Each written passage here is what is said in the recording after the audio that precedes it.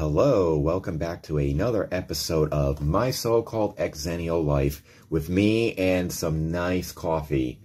So, I've been planning this for a couple months now, but September is going to be the month of Final Fantasy VII, much in the same way that March was the month of corn. The reason being is that and September 7th will be 25 years since the release of Final Fantasy VII in North America. First off, I can't believe it's been 25 years since the release of this game. And I learned about it back in January of this year because while it was released in North America and the US September 7th, 1997, it was released in Japan beforehand, January 31st, 1997.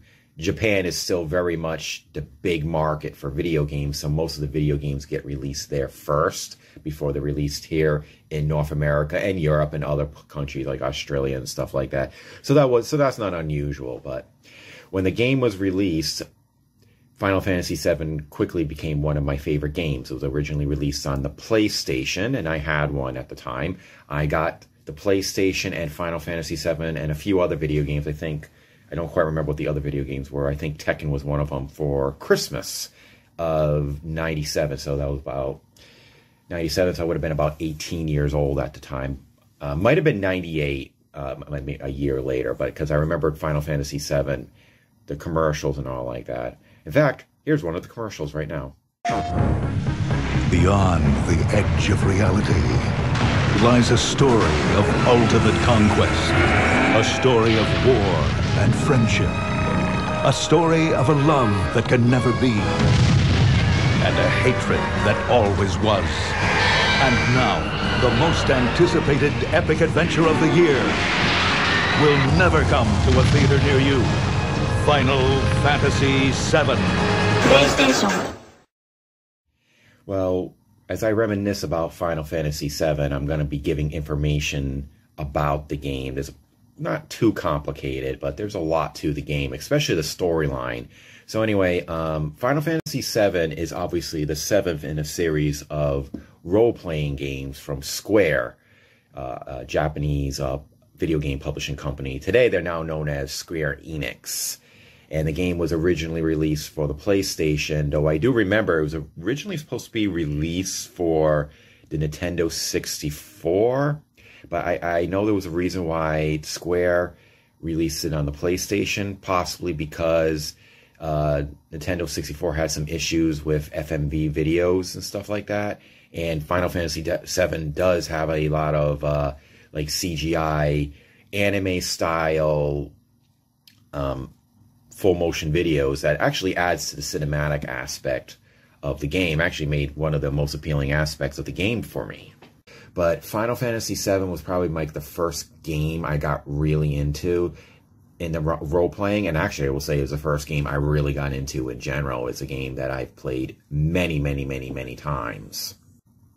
If I remembered right from back then, I do think that the game was originally supposed to be released for the Nintendo 64, but instead became exclusive for the PlayStation. And from what I remember, it's because the game uses a lot of full motion video and some CGI that creates a sort of cinematic experience that you could not get on the Nintendo 64. Plus, they had this sort of massive world that they wanted the player to explore, and I just guess it wasn't possible on the Nintendo 64. And I think overall it was good because I definitely know FMV was very hard to do on the Nintendo 64, while on the PlayStation it was easier thanks to the use of CDs rather than cartridges. And even for their release on the PlayStation, it still couldn't handle all what they had to do. So Square did something that it wasn't uncommon with the PlayStation, which was that the game was released in multiple discs. This was the only one I remember having 3 discs. Resident Evil 2 had 2 discs, and I think Xenogears was another one, but I'm pretty sure they just had 2 discs. But that allowed the game to have all these FM videos, massive worlds to explore, painted backgrounds, And that really added to this immense feel of the game that drew me in as an 19-year-old, and it's a game that I still very much admire today.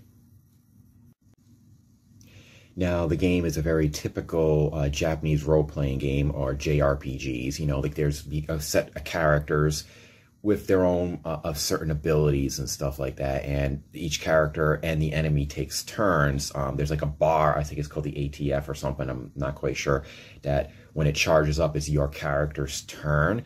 And the game has like a sci-fi Blade Runner influence, but despite that, there's still a lot of like magic and monsters in it, like in a traditional RPG. It was one of the first times that I had come to contact with a sort of like a mixture of anything in media, whether it's games or movies, a mixture of like traditional hack and slash Dungeons and Dragons mixed in with like sci-fi Blade Runner stuff, because it is a very futuristic society portrayed in this game, but there's also magic and dragons and stuff like that, you know, and you know, so there's a bunch of characters you can choose from, and each character is very interesting, unique, and I'll go through them right now. The first character is Cloud. He's the one that you'll end up playing the most and probably grow closest to most. He's a very mysterious character with some emotional issues, which I kind of relate to because I've had emotional issues. The next character is Barrett. Barrett is an interesting sort of muscular guy who has a gun attached to his arm. He was very interesting. He comes off as being a sort of this rough and tough person, but he's actually very sensitive. He does have a daughter named Marlene, and his interaction with her helps the player see his softer side.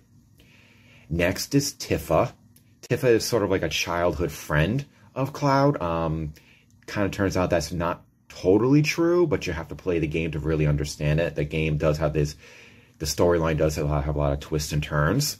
I just remembered her being, you know, she is very athletic, and she does have a very nice, how can I put this, big boobs, and you kind of will notice that a little bit, but that's very typical for the kind of genre, the anime influence they have, where sort of like the female characters tend to have very over proportions, but hey, you know, that's what it was.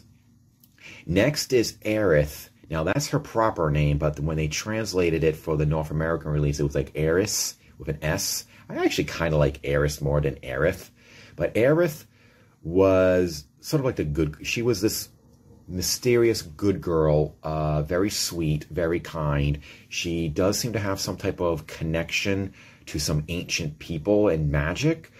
Little spoiler here. So, by the way, this game's 25 years old, so this shouldn't be much of a spoiler.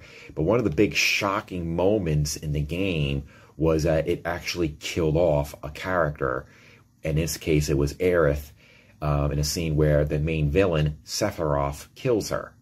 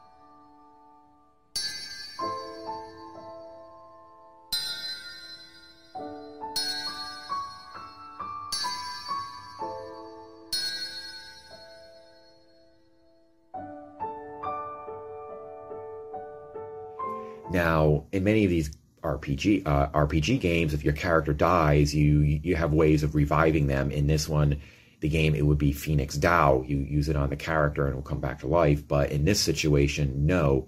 When Aerith dies, she's dead for the entire game. You do not see her again.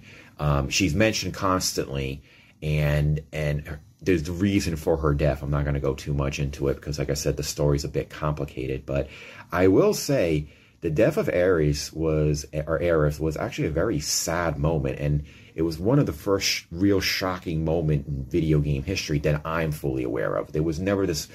You played her quite a lot in the game before she gets killed and is never seen again.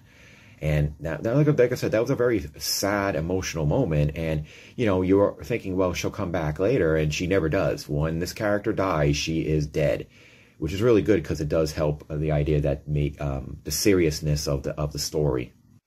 Next is a talking wolf-like creature named Red 13. I never really liked that name. When you played the game, you had the ability to change the name of the characters, and Red was the only one whose name I changed.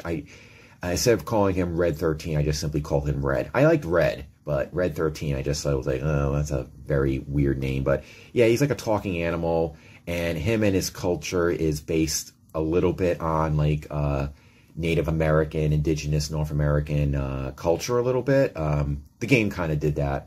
There was certain sections in the game where they based on our cultures. There's one area where Wutai, I think that's how you say it, is based a little bit on like Japanese and Asian culture.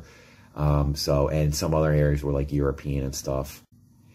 Next is Sid. Sid is sort of like the bad boy, ace flyer, unhinged hero. I always remember that he always had a cigarette in his mouth, and I often thought that was kind of interesting because I know in the original release of Resident Evil, Sony made Capcom remove the cigarette where Chris Redfield smokes the cigarettes, but in this one, it was perfectly okay. In my opinion, this kind of showcased that Square had a little bit more say in their content over Sony than most of the other ones, but you know, Sid is not necessarily my favorite character. He's an interesting character, but not like the other ones I've just mentioned.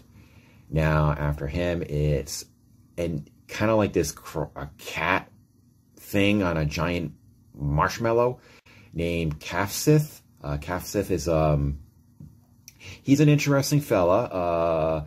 His story, he's kind of a traitor, but not a traitor, and I kind of didn't like that they did that, but he does have a redemption later on in the game where one version of him sacrifices himself. Now, unlike Aerith, where she dies and never comes back, Half-Sith does come back, even though the original is killed, in a moment that I actually thought was actually kind of sad.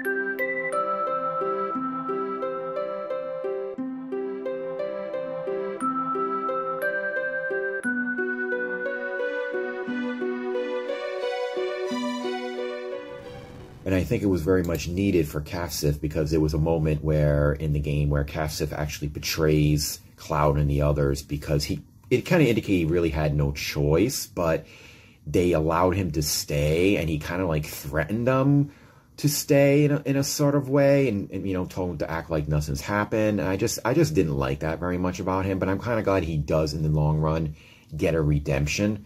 And I do think it was sort of like a robot being controlled by somebody at the main headquarters of the enemy known as Shinra. But I know they never really showed who this person was. Now, the next two characters are Yuffie and Vincent. Yuffie is sort of like a ninja-type character, while Vincent is a very, like, Western vampire-type look to him. He's one of my favorite characters, one of my top favorite characters. Yuffie isn't necessarily one of my favorites. She's kind of annoying and kind of a brat, but to be fair, that's the point of her character. She is a brat. So... But these are optional characters. You can actually play the game without ever finding them. I suggest if you do play the original game, you do get these characters, because it does add a little bit of backstory more with Shinra and what's going on with the enemy of Sephiroth, and more about what happened between Wutai and the other Shinra and Megar. I know I'm mentioning a lot of names. There's a lot of names for this story, but just bear with me. And but the only thing is, there's no like change. If you have them or don't have them, the ending is still the same. I did hear later on that they were talking about with the upcoming remakes that will come into play if you have them or not.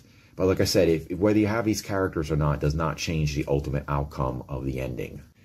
Now the story. Now one of the big selling points for Final Fantasy VII compared to many of the other role-playing games is that at the time, this is when more of the very first epic storyline released in North America, at least. And maybe there were some others, but this is the first one that went mainstream. It changes from time to time. In the beginning, when you're in the main Blade Runner-esque city of Midgar, is very linear, but then after that, it becomes very open-ended and world-exploring. Now, the story is very complicated and a little hard to understand. This could be because the original translations from Japanese to English wasn't perfect, and so a lot of the story is a little confusing. Cloud and Barrett and Yuffie are all, not Yuffie, Tifa are all part of like sort of like an eco-terrorist group known as Avalanche. The corporation known as Shinra is like sucking up energy from the Earth, not the Earth, but this planet. And it's like the life stream of the planet, which turns out is actually possibly people's souls. And the more they keep sucking out, the more that the planet's beginning to die. But then Sephiroth comes along, and Sephiroth was sort of like this hero. And they thought he was dead, but he turned out he wasn't. And he's like some type of powerful being that wants to merge the world with the life stream and cause the end of this world or something like that. It's a little hard to understand because of the bad translation, but now there's a lot more to this game, and I don't want to keep going on to it. Like I said, the story is very complicated, and the sort of the mix, but it's such an important game for me growing up. It was a game I played constantly. It's a long game. It takes about 40 to 50 hours to play. Obviously, you don't play it all. You have save files and stuff. I've probably beaten the game over a dozen times. Now, there's not really too much differences, but there's a lot of side quests that you can do, you know, getting the chocobos and stuff, and I always remember doing that and having fun racing the chocobos. The one thing I've never done is actually beat the optional machine monster creatures. They were viciously hard, and I've never beaten them. I have a copy of the original Final Fantasy VII for my PSP. My PlayStation and everything is long gone. They were stolen. That's a story for another, my so-called Xennial life, but they were all stolen, so I don't have a copy of Final Fantasy, the original copy anymore. But I would like one day to actually destroy those creatures. It doesn't really change the outcome of the game, but you do get some kind of special items, and it's just more like a satisfaction thing. It's like, hey, I finally beat these damn creatures. But you know what kept me going with the game was I really liked the characters. I liked Cloud, Tifa, Ares, Barrett. You know, I mean, some of the stories is kind of You know, like I thought the love triangle between Cloud, Tifa, and Ares, while not like, you know, high school cat clawing type thing, I just thought it was a bit odd, but I did like the romance between Cloud and Ares. There's a scene where it hinted that Cloud and Ares had sex in a gondola. Naughty, I know, but that was actually quite romantic. I can be a very romantic person when I'm done watching blood and gore horror films. But here's a little funny note. I used to play that game for hours, and before the PlayStation was hooked up in the living room, you know, I'm glad my parents allowed me to play that a lot. but probably because I had a younger brother and sister who, you know, were probably only like a couple years old at the time. So when I was playing, I would play it on the floor, so I would lay on my stomach, and they would sit on my back. And I often wondered if they gave me back issues because they often like to jump on top of me and everything. But they seem to enjoy watching it. And when you can get kids to behave, parents would love it. And so my parents didn't mind that because they would watch the game with me, sitting on top of me, giving me back pain, and not really get into any trouble because, you know, it's 3, 4, 5, 6, 7-year-olds. They like to get into trouble all the time, and they were well behaved. And that's like a sort of like a special memory I have of my younger brother and sister, just watching them sitting on top of me while I played this game. And I actually did allow them to play certain sections, like the Chocobo racing. They would get into playing that because that didn't matter if I lost or not, but I would allow them to race it. Well, I feel like I've done quite a rant. I'm not even sure if I was able to actually cover everything. You know, in these videos, I am trying to focus more on how I remember stuff from the past and how it meant to me, instead of being more like, you know, there's another show called on YouTube called Toy Galaxy that dealt with more the history of the item. So mine's less about the history of the item and more like how the item affected or situation or event affected me personally.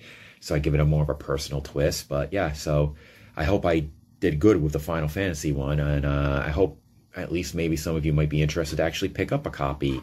They did as a remake. I'm going to talk about the remake in another video this month. Like I said, it's going to be the month of Final Fantasy VII, but I got that one and another video ready. So anyway, I hope you enjoyed this episode of My So-Called Xennial Life. There will be 2 more episodes this month relating to Final Fantasy VII, and I hope you enjoy it. And so like, subscribe, and share, and see you next time on an episode of My So-Called Xennial Life. Thank you.